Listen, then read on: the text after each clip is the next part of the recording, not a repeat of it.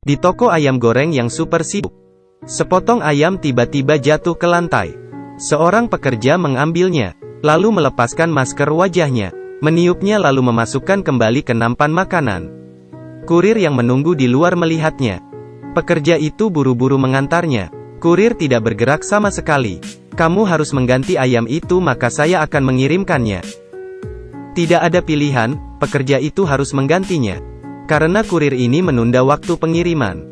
Bahkan menyinggung penjualnya. Lain kali mereka mungkin akan membuatnya lebih lambat. Dia juga tidak akan dihargai atas jasanya. Hal semacam ini tidak memiliki keuntungan. Kebanyakan orang tidak akan melakukannya. Tapi tidak begitu untuknya. Dia tidak mau mengambil keuntungan untuk dirinya sendiri. Karena dia percaya ini hal yang benar. Hari ini dia adalah peran utamanya. Film ini adalah film lokal mengenai seorang kurir. Dan juga berhubungan dengan kisah perjuangan kelas bawah Cina. Film ini akan membuat Anda merasa empati dan bahkan membuat Anda menangis. Juga memiliki judul yang sangat keren. Chinese Fighting Man. Dalam pandangan banyak orang, Tuan Li itu sangat bodoh. Ketika dia bertemu dengan rekannya yang diganggu oleh seorang pria yang sombong. Dia tidak membiarkannya. Dia berdiri untuk membantu temannya. Pria kasar itu mengkritik mereka bahwa semua kurir adalah lalat. Bahkan ingin berkelahi. Tapi dia tidak menyangka bahwa Tuan Li adalah seorang prajurit sebelumnya. Tuan Li menendangnya sampai ia tidak bisa bangun lagi. Ketika di kantor polisi, karena ulah Tuan Li, dia harus membayar apa yang ia lakukan. Malam itu, istrinya sangat khawatir. Karena hasil tes putri mereka menunjukkan bahwa ia memiliki masalah jantung. Biaya operasinya 200.000 RMB. Pasangan ini telah 3 tahun bekerja keras di Beijing. Tabungan mereka hanya 50.000 RMB. Karena ulahnya, mereka harus membayar 100.000 RMB. Tidak ada yang bisa menanggung ini. Kemalangan tidak pernah datang sendiri. Ada beberapa orang tiba-tiba masuk ke sana. Itu adalah pemilik rumah yang membawa tamu baru datang untuk melihat tempat itu. Mereka benar-benar mengabaikan kehadiran keluarga Tuan Li. Semua ini terjadi karena Tuan Li tidak mampu membayar sewa. Dia kehilangan tempat tinggalnya. Dia harus membawa istri dan putrinya pergi ke tempat lain lagi. Istrinya putus asa dan tidak tahan lagi. Dia tidak menginginkan kehidupan seperti ini lagi. Dia ingin membawa putri mereka kembali ke kampung halamannya. Tapi Tuan Li tidak setuju. Karena dia ingin putrinya berobat di Beijing. Sekolah di Beijing. Dia ingin putrinya bisa sukses. Istrinya berpikir bahwa dia tidak memiliki kemampuan yang cukup untuk memenuhi ini. Mereka kembali bertengkar. Ketika subuh datang, dia menyiapkan barang-barangnya. Kemudian bersama dengan putrinya pindah ke rumah saudara perempuannya.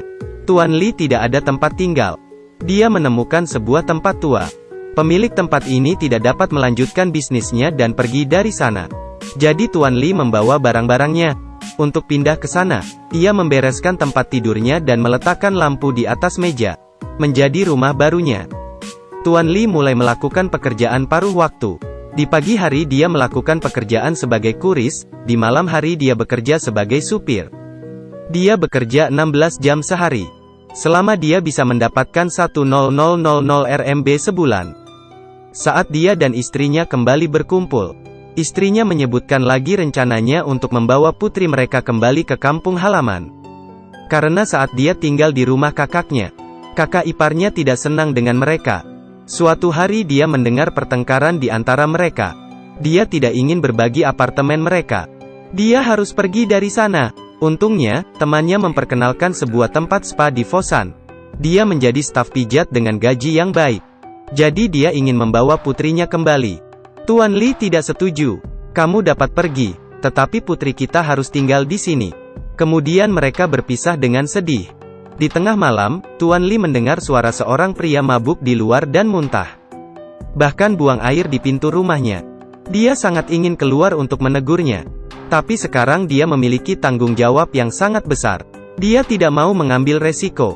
Semakin sedikit masalah, semakin baik. Setelah itu, istrinya tidak mau berdebat. Menyerahkan putrinya pada Tuan Li, lalu pergi ke kota di selatan sendiri. Sang putri mengikuti Tuan Li ke rumah tua itu. Saya tahu bagaimana masuk ruangan tanpa mengantri. Saya tahu kantor mana yang menunggu makan siang. Saya bahkan dapat mengingat waktu setiap lampu lalu lintas. Setiap pelanggan dan bangunan di area yang sudah ia kenal. Setiap hari saya dapat mengirimkan setidaknya 60 pesanan. Setiap pesanan tidak bisa lebih dari 10 menit. Setiap hari mengirim pesanan dengan sepeda motornya. Mulai dari jam 7 pagi. Sebelum pukul 7.40 dia harus mengirim putrinya ke sekolah. Pukul 4 sore menjemputnya lagi. Lalu mengirim pesanan hingga jam 8 malam. Pukul 8.10, ia mulai melakukan pekerjaan sebagai supir. Kemudian pulang bersama putrinya. Dia tidak punya banyak waktu untuk makan. Selalu makan terburu-buru sambil menunggu lampu lalu lintas. Kehidupan di dalam kamarnya juga tidak mudah. Banyak kendaraan berisik lewat di luar. Saat hujan langit-langit akan bocor. Tuan Lee perlu mengambil ember. Melihat wajah sedih putrinya, Tuan Lee ingin mengajarinya untuk tetap berpikiran positif. Jadi dia membuat sebuah perahu kertas. Memasukkannya ke ember. Putrinya memiliki hari libur di akhir pekan. Tuan Lee membawanya untuk bekerja. Pasangan ayah putri sederhana ini naik motor. Terus bergerak maju di kota besar seperti Beijing. Bagian film ini sangat menyentuh. Ketika suatu hari, pesanannya telat diantar. Dia dimarahi oleh pelanggannya. Dia hanya bisa meminta maaf dengan lembut. Setelah beberapa saat putrinya memanggilnya, lalu mengusap keringat di wajahnya. Gadis kecil mulai memahami kesulitan ayahnya.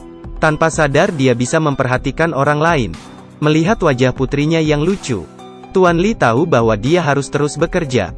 Tidak peduli apa yang terjadi. Saat ada pemilihan ketua kurir, Tuan Lee ikut mendaftar. Dia memakai jas dan sangat gugup. Ketika diwawancara, pewawancara menyebutkan riwayatnya yang dinilai rendah dan banyak yang tertunda. Mereka berpikir untuk menolaknya. Tuan Lee mengatakan bahwa data hanyalah statistik yang ditampilkan pada sistem. Tetapi ada banyak cerita lain yang tidak dapat ditampilkan di sistem. Misalnya ketika dia terlambat mengantarkan. Itu semua karena dia melihat orang-orang di jalan yang membutuhkan bantuan. Jadi dia harus menolongnya. Jawaban ini tidak menyenangkan pewawancara.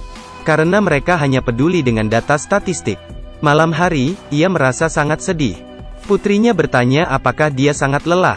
Dia pasti sangat lelah, tapi tetap memiliki semangat untuk memberitahu putrinya tentang kisah penyelamat kebakarannya sebelumnya. Suatu kali dia terperangkap di dalam gudang. Pintu utama benar-benar terkunci. Jadi dia mulai memukul pintu itu. Tapi ketika tidak berfungsi untuk pintu yang ke-1, lalu mereka mencoba menabrak pintu kedua dan ketiga. Mereka mencobanya sampai yang ke-11. Kemudian menyadari bahwa pintu ini belum terkunci, dia membukanya. Melalui kisah ini, ia ingin memberitahu putrinya. Orang perlu belajar untuk bertahan. Maka pasti akan menembus pintu takdir. Tapi setelah itu, takdir memberinya lelucon lagi. Malam itu, dia melakukan pekerjaan paruh waktu sebagai sopir.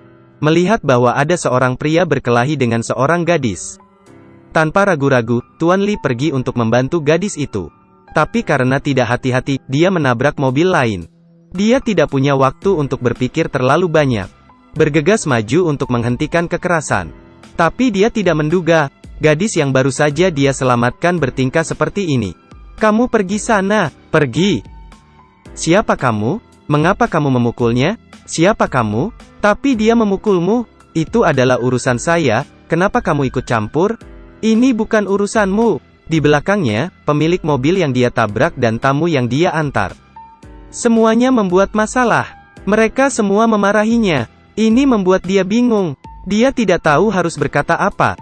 Dia hanya ingin melakukan hal yang benar. Mengapa mereka semua memperlakukannya seperti ini? Tiba-tiba dia ingat perkataan istrinya sebelumnya. Jika kamu selalu ikut campur masalah orang, kamu akan mendapat masalah.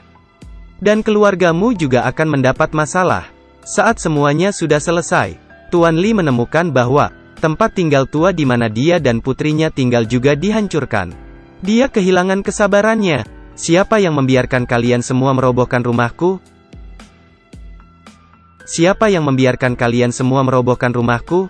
Tuan Lee dikelilingi oleh banyak pekerja. Putrinya berdiri di satu sisi dan menangis. "Ibu, kita melakukan ini untuk hidup. Pergi sana. Pergilah. Aku tidak tinggal di rumahmu. Di mana saya akan tinggal? Jangan melukai ayah saya. Pergi sana.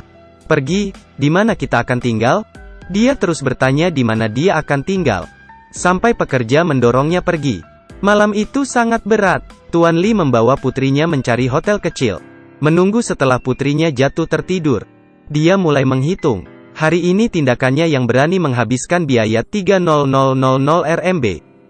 Itu adalah gajinya selama 2 bulan. Biaya operasi putrinya semakin sulit untuk dikumpulkan. Istrinya menghubunginya. Dia mengatakan padanya apa yang terjadi hari ini. Istrinya tidak memarahinya, tetapi dia hanya menangis. Jika putri kita tidak melakukan operasi, dia akan segera mati. Dia meletakkan teleponnya, tidak bisa berbicara sama sekali. Pada saat yang sama, ada berita di TV berbicara tentang seorang kurir. Menyerukan untuk memberi mereka lebih banyak manfaat dan kehormatan. Tuan Li tidak bisa mengendalikan dirinya sendiri. Dia mencoba untuk melindungi martabat sosialnya. Tapi siapa yang akan melindunginya? Suatu hari ketika dia naik lift yang kelebihan berat, petugas memintanya untuk keluar. Dia hampir melebihi batas waktu pengantaran. Dia melakukan upaya terbaiknya memanjat tangga. Kemudian dia menerima telepon yang mengatakan bahwa putrinya tiba-tiba pingsan. Ketika dia buru-buru ke RS, dokter menekankan bahwa dia harus menjalani operasi sekarang. Tuan Li harus pergi untuk meminjam uang di semua tempat.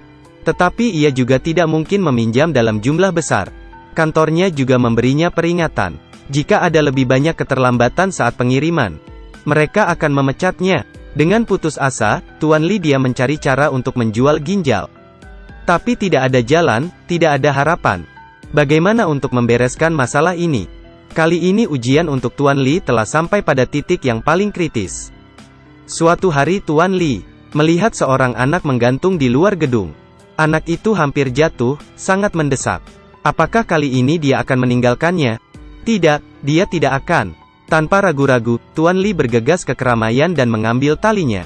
Sebagai mantan petugas pemadam kebakaran, dia turun dari atap ke posisi sang anak dan menyelamatkannya. Ketika mereka turun ke bawah dengan tali, tangan Tuan Li berlumuran darah. Pesanan pengirimannya juga telat lama. Dia cepat-cepat mengantar pesanan, bahkan tidak meninggalkan namanya. Seperti yang ia sudah pikirkan, karena pesanan pengiriman tertunda, ia dimarahi. Semua makanan dikembalikan oleh pelanggannya. Bukan hanya kerugian yang ditanggung olehnya, tapi dia juga kehilangan pekerjaannya. Kali ini dia tidak sedih, tapi ia tetap tersenyum. Bukan masalah besar kali ini, karena dia menyelamatkan hidup seseorang. Apapun yang terjadi, dia tidak akan menyesalinya. Dia tidak melakukan apapun yang membuatnya bersalah. Kali ini, titik balik akhirnya datang padanya. Karena keberaniannya, direkam oleh seseorang. Videonya menjadi topik hangat di internet. Semua orang memanggilnya petarung Tiongkok. Reporter juga tahu tentang masalah penyakit putri Tuan Li. Kemudian meminta masyarakat untuk melakukan donasi. Semua rekan kurir yang mengetahui ini, mereka semua mengatakan itu pasti Tuan Li. Istrinya juga mendengar berita itu. Diam-diam dia menangis. Ketika Tuan Li mendengar berita ini, mereka mendapat sumbangan lebih dari 300.000 RMB. Putrinya bertanya, apakah itu ayah? Tuan Li tertegun untuk waktu yang lama. Kemudian ia memeluk putrinya, terus menangis. Singkat cerita, operasi putrinya berjalan sukses. Perusahaannya juga menyetujuinya untuk menjadi pelatih untuk departemen pelatihan. Pemerintah juga memilihnya untuk menjadi sosok yang baik untuk diikuti. Dia akhirnya mendapatkan kehormatan yang sebenarnya.